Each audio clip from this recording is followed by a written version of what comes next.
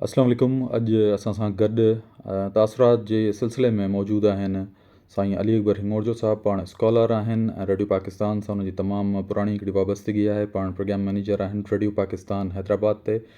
ऐं साईं जन जो केतिरो ई कमु आहे, केतिरा ई कालम लिखियलु आहिनि, पाण कालम निगार बि आहिनि ऐं ख़ासि तौर ते तमामु ख़ूबसूरत मौज़ूअनि ते पाण इंटरनेट ते सोशल मीडिया ते केतिरा ई उन्हनि जा कालम, केतिरा ई उन्हनि जा आर्टिकल्स लिखियलु आहिनि। अॼु बोर्ड बाबति साईं खां असां तासुरात वठंदासूं। साईं, सभ खां पहिरियों मुंहिंजो सुवालु आहे तव्हां सां, सिंधी अदबी बोर्ड पंहिंजी इब्तिदा करे थो 1951 खां, ऐं उन ज़माने में साईं GM सैयद, मीरा मोहम्मद शाह, अलामा उमर बिन दाऊद पोटो, हिकिड़ो वॾो तवील सफ़र तय थिए थो।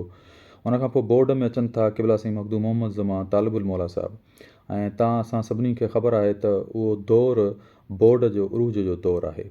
उन खां पोइ हिकिड़ो तवील सफ़र तय करे साॻे ई ख़ानदान सां ताल्लुक़ु असांजे मौजूदा चेयरमैन साईं मखदूम सईद ज़मा आतिफ़ साहिबु, उन्हनि जे दौर में जेको शानदार कमु आहे उहो बि तव्हां असांजे साम्हूं आहे। ऐं असां बिल्कुलु चई सघूं था त इहो दौरु उरूज जो दौरु आहे।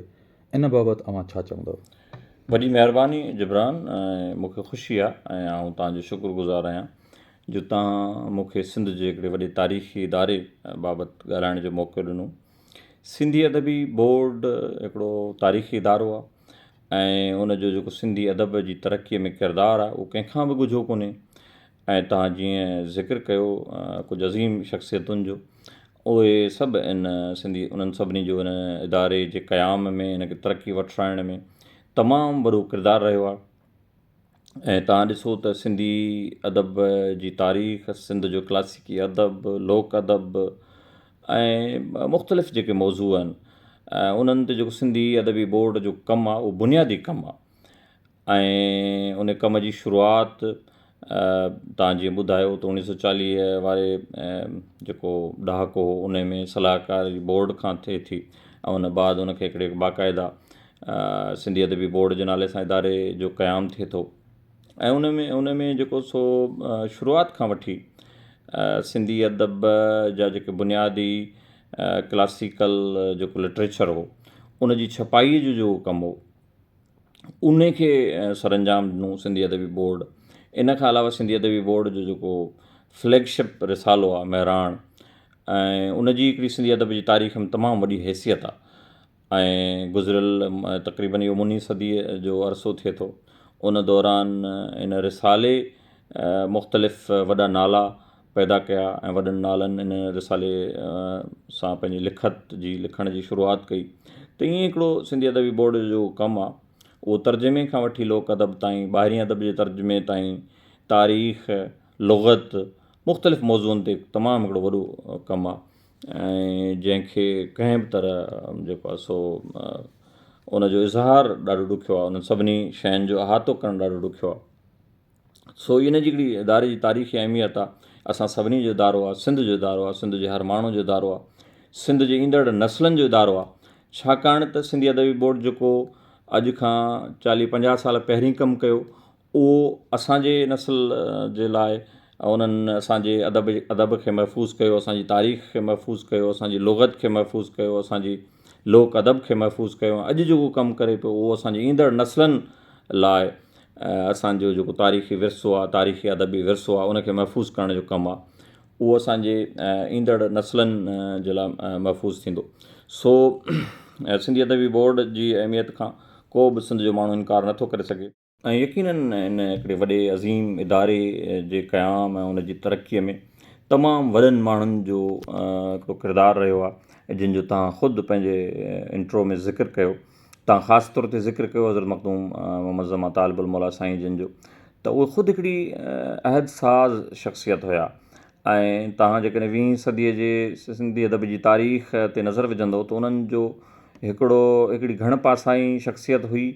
उन्हनि अदबी तनज़ीमुनि, रिसालनि, इदारनि जी तरवीज जो हिकिड़ो तमामु वॾो कमु सरअंजाम ॾिनो।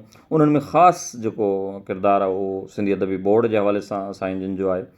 ऐं इहा तारीख़ी तौर ते रिकॉर्ड जी ॻाल्हि आहे त जॾहिं सिंधी अदबी बोर्ड जी ऑफ़िस कराचीअ मां हैदराबाद मुंतक़िल थी, त हज़रत मखदूम मोहम्मद ज़मा तालिबुल मौला साईं जिन पंहिंजो ज़ाती घरु जेको आहे उहो सिंधी अदबी बोर्ड जे ऑफ़िस लाइ ॾिनो। ऐं केतिरो ई वक़्तु सिंधी अदबी बोर्ड जे ऑफिस उन घर में साईं जन जे ज़ाती रिहाइशगाह में क़ाइमु रही ऐं उते उहा बिना मसवाड़ जे ऐं बिना कंहिं उन जे हिकिड़ी कमिटमेंट जो इज़हार उन में थिए थो। उन खां पोइ मुसलसल जेको हज़रत मखदूम तालिबुल मौला साईं जिन जी चेयरमैनशिप वारो ज़मानो आहे, उन में तमामु वॾो तारीख़ी कमु थियो। किताबनि जी छपाई खां वठी जेके ॿिया मुख़्तलिफ़ कम थिया, उहो चाहे साईं जिन जो पहिरियों दौरु हुजे या जेको 1999 खां पोइ वारो दौरु हुजे, ॿिन्ही दौरनि में तारीख़ी कमु थियो ऐं उन खां को बि इनकार नथो करे सघे। उन खां पोइ साईं मखदूम जमील ज़मा साहिब जिन सिंधी अदबी बोर्ड जी चेयरमैनशिप उन्हनि वटि काफ़ी अरसो रही। उन दौरान बि तमामु बोर्ड में तारीख़ी कम थिया ऐं मौजूदा चेयरमैन जेके मखदूम सईद ज़मा आतिफ़ साहिब आहिनि, उहे साॻी उहा जेका लीगेसी आहे उहे रवा आहिनि ऐं उनखे अॻिते वधाइनि पिया। मखदूम सईद ज़मा आतिफ़ जी शख़्सियत जे हवाले सां जेकॾहिं आउं ॻाल्हायां त पाण हिकिड़ो त सिंधी ॿोलीअ जा तमामु सुठा शाइर आहिनि। ख़ुदि हुननि खे सिंधी अदब सां हिकिड़ी उन्हनि जी कमिटमेंट आहे ऐं उन्हनि जी पंहिंजो अदबी ज़ौक़ बि आहे, पर गॾोगॾु हू सुठा मुंतज़िम आहिनि। मूं जेका ॻाल्हि महसूसु कई आहे त इंतिज़ामी मसइला जेके बोर्ड में असांखे बार बार नज़र ईंदा हुआ ऐं उहे मुख़्तलिफ़ मीडिया ते बि रिपोर्ट थींदा हुआ, साईं जिन हिकिड़े बहितरीनु मुंतज़िम जी हैसियत में उहे मसइला हल कया आहिनि। असां अख़बारनि में पढ़ंदा हुआसीं, कॾहिं बोर्ड जे मुलाज़िमनि जी पघारुनि जो मसइलो आहे, कॾहिं को ॿियो मसइलो आहे, त इहे सभु इंतिज़ामी मसइला हिकिड़े बहितरीनु नमूने साईं जिन हल कया आहिनि ऐं उन्हनि जो हाणे उन हवाले सां का बि शिकायत जेका आहे उहा मंज़र आम ते नथी अचे। ॿियो जेको साईं जिन में हिकिड़ी क्वालिटी उन्हनि जी शख़्सियत में मूं महसूसु कई आहे, उहा आहे त हू इनिशिएटिव वठनि था। मतिलबु इहा हिकिड़ी लीडरशिप जी तमामु अहम हिकिड़ी ख़ासियत आहे त हिकिड़े इदारे जो या हिकिड़े कंहिं इंस्टीट्यूशन जो जेको हेड आहे, उन में इनिशिएटिव वठण जी सलाहियत हुजे। साईं जिन तमामु बहितरीनु क़िस्म जा इनिशिएटिव वठण वारा माण्हू आहिनि। केतिरा ई अहिड़ा इनिशिएटिव आहिनि जेके आउं तव्हांखे हींअर ॻणाए बि सघां थो। मिसाल तौरु साईं जिन हाणे इनिशिएटिव हिकिड़ो वरितो आहे जंहिं ते यकीननि मुस्तक़बिल में कमु थींदो ऐं उहो सिंध जी तारीख़ ते, सिंध जे अदब ते तहक़ीक़ करण वारा जेके माण्हू हूंदा, उन्हनि जे लाइ हिकिड़ो तमामु वॾो इनिशिएटिव आहे, उहा ज़ैड भुट्टो स्कॉलर लाइब्रेरी जो क़यामु। सो सिंध में तव्हां जेकॾहिं नोट कंदो त तहक़ीक़ करण वारा माण्हू आहिनि जेके, उन्हनि जे लाइ तमामु घटि सहूलियतूं आहिनि। सो उन सां गॾोगॾु बेनज़ीर भुट्टो स्कॉलर हॉस्टल आहे, त उते जेके मुहक़िक़ आहिनि उन्हनि जी रिहाइश जो बि इंतिज़ामु हूंदो ऐं उहे उन मां उते जेके वसाइल हूंदा उन्हनि मां फ़ाइदो वठी सघंदा। त किताब जेके छपिया आहिनि गुज़िरियल थोरे अरसे में, जॾहिं साईं मखदूम सईद ज़मा आतिफ़ साहिब जिन सिंधी अदबी बोर्ड जा चेयरमैन रहिया आहिनि, तमामु आउं सम्झां थो तारीख़ी अहमियत जा किताब आहिनि, जिन जो तइदादु तक़रीबन 200 जे क़रीब मुंहिंजे ख़्याल में थिए थो, जेके साईं जिन जे दौर में छपिया आहिनि। ऐं असां इहा ॻाल्हि महसूसु कंदा हुआसीं त सिंधी अदबी बोर्ड जा जेके फ्लैगशिप रिसाला आहिनि, जिन मां महिराण जो पहिरीं ज़िक्र कयो, त उन जी हिकिड़ी तारीख़ी अहमियत आहे। उन सां गॾोगॾु औरतुनि जे लाइ सरतियूं मैगज़ीन आहे, जंहिंजी शुरूआति बि हज़रत मखदूम मोहम्मद ज़मा तालिबुल मौला साईं जिन जे ज़माने में थी ऐं इहो तमामु हिकिड़ो वॾो इनिशिएटिव आहे सिंध में जेको अदब आहे, ख़ासि तौर ते उन में औरतुनि जो जेको हिसो आहे उनखे वधाइण जे हवाले सां। सो इहो सरतियूं आहे, गुलफुल आहे, जंहिं अलाए केतिरनि नसलनि जी तरबियत कई आहे, उन जी अदबी ज़ौक़ खे तस्कीन ॾियण जो कमु कयो आहे। ख़ुदि असां बेनंढे हूंदे गुलफुल खां ई अदब पढ़ण जी शुरूआति कई, अदब सां जेको बुनियादी लॻाव थियो। सो इहे टई रिसाला जिन जी सिंधी अदब जे हवाले सां तमामु घणी अहमियत आहे, उन्हनि में असांखे कंटिन्यूटी घटि नज़र ईंदी, कॾहिं उहे रिसाला छपबा हुआ, कॾहिं काफ़ी अरसे ताईं न छपबा। त साईं जिन जे अचण खां पोइ उहे पंहिंजे टाइम ते छपजनि था। सो इहो बि हिकिड़ो वॾो ऐं सम्झां थो त उन्हनि जी हिकिड़ी अचीवमेंट आहे। ऑडिटोरियम जेको सिंधी अदबी बोर्ड में क़ाइमु थियो आहे, इहो मखदूम साईं मखदूम जमील ज़मा साहिब जे वक़्त में इहो इनिशिएटिव वरितो वियो ऐं साईं मखदूम सईद ज़मा साहिब जे दौर में इहो मुकमल थियो ऐं उन में मुख़्तलिफ़ अदबी प्रोग्रामनि जो जेको सिलसिलो शुरू थियो आहे, जंहिंसां इहो थियो आहे जो सिंधी अदबी बोर्ड जो जेको इंटरेक्शन आहे सिंध जे अदीबनि सां, मुख़्तलिफ़ लुग़त जे माहिरनि सां, लोक अदब जे माण्हुनि सां, उहो तमामु घणो वधियो आहे। सो उते जेके मुख़्तलिफ़ किताबनि जा मेला थियनि था ऐं ॿियूं शयूं जेके साईं जिन इनिशिएटिव वठनि था, त इहे सभु शयूं उन्हनि जे क्रेडिट ते आहिनि ऐं उते डिस्प्ले सेंटर जो क़यामु आहे, ऐं सम्झां त इहो बि हिकिड़ो ॾाढो सुठो इनिशिएटिव आहे। फ़िलहालु उते अलामा ग़ुलाम मुस्तफ़ा कासमी साहब ऐं मुंहिंजे ख़्याल मोहम्मद इब्राहिम जोयो साहब जे हवाले सां उते सभु कुझु शयूं रखियल आहिनि। ऐं अॻिते आउं सम्झां थो त साईं जिन जो जेको विज़न आहे त इहो डिस्प्ले सेंटर हिकिड़ो जंहिंमें सिंध जी सभिनी वॾनि स्कॉलर्स ऐं अदीबनि जो असां उन में कॉर्नर ॾिसी सघंदासीं इंशाअल्लाह मुस्तक़बिल में। ॿी जेका साईं सईद ज़मा साहब जिन जी शख़्सियत में मूंखे हिकिड़ी नज़र अचे थी मुख़्तलिफ़ मीटिंग्स जेके असां अटेंड कयूं आहिनि त उहे हिकिड़ा विजनरी माण्हू आहिनि। माना हुननि वटि हिकिड़ो विज़न आहे त जदीद दौर में सिंधी अदब खे तरक़ी वठाइण जे हवाले सां ज़रूरतूं कहिड़ियूं आहिनि ऐं उहे कीअं पूरियूं कजनि। मिसाल तौरु सिंधी अदबी बोर्ड हिकिड़े ज़माने में जॾहिं ज़रूरत हुई त सिंधी अदब जा जेके बुनियादी क्लासिकल अदब जे हवाले सां या ॿिए हवाले सां जेके बुनियादी अहमियत जा किताब आहिनि उन्हनि खे छपाए माण्हुनि ताईं पहुचाए।